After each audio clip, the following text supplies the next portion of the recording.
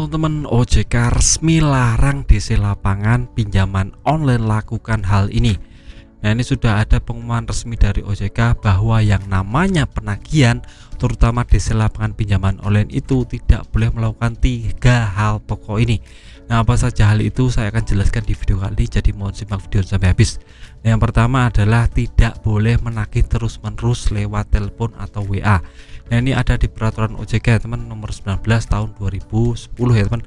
Jadi teman bisa lihat saja tentang masalah ini. Jadi debt collector itu atau customer service dari pinjaman online tidak boleh menagih kita terus-menerus lewat WA atau telepon.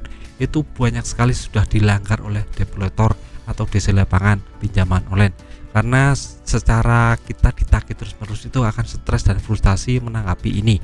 Jadi tidak boleh yang namanya menagih terus-menerus, lebih baik kita ganti nomor agar tidak diteleponin terus, disatronin terus, diteror terus. Jadi ganti nomor WA dan nomor telepon itu sangat amat bisa membuat kita lebih tenang hidupnya ke depan.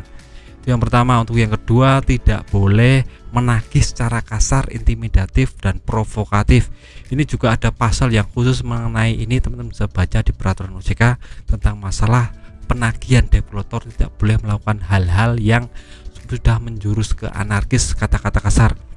Karena sekarang banyak sekali pinjaman online yang sudah mulai melakukannya lebih agresif lagi, karena mereka juga dituntut atasannya untuk bisa mendapatkan pundi-pundi uang dari nasabah.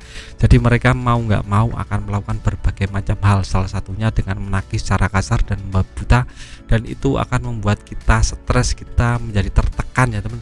Jadi jangan pernah takut tentang masalah ini, karena kita dilindungi OJK, kita ada pasal yang sudah melindungi kita. Jadi jangan pernah takut tentang masalah ini. Kalau umpamanya kita sudah dikata-kata kasar, kita langsung saja bilang kamu sudah melanggar peraturan OJK, saya akan laporkan kamu. Nah, di deskripsi saya ada yang namanya WA dari OJK, ada pengaduan email dari OJK agar teman-teman bisa adukan permasalahan penagihan pinjaman online, terutama debt-collector yang menagih secara kasar dan membabi buta. Itu tidak manusiawi sekali, banyak sekali korban yang sudah berjatuhan tentang masalah ini. Nah, untuk yang ketiga atau yang terakhir adalah tugas inti DC lapangan mengingatkan untuk membayar hutang, dan tidak ada kekuatan hukum untuk sita aset dan lakukan tindakan hukum. Nah, ini banyak sekali orang yang merasa takut atau frustasi, mereka diancam akan disita asetnya. Misalnya ada mobil diambil, ada uang diambil, ada motor diambil, ada TV diambil. Itu tidak benar adanya. Untuk sita aset di pinjaman online itu tidak berlaku ya teman, kecuali teman-teman pinjam di bank swasta atau nasional, itu mungkin berlaku sita aset. Tapi kalau pinjaman online itu tidak berlaku, jadi tidak akan ada yang namanya sita aset. Aset teman-teman 100% aman, jangan pernah takut ya teman.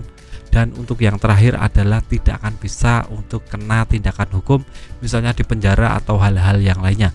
Jadi umpamanya debitur mengancam teman-teman akan dipenjarakan, akan bawa polisi, itu tidak akan bisa. Itu tidak masuk akal sekali. Kenapa saya bilang seperti ini? Karena yang namanya pengajuan pinjaman online itu masuknya ke ranah perdata, bukan pidana.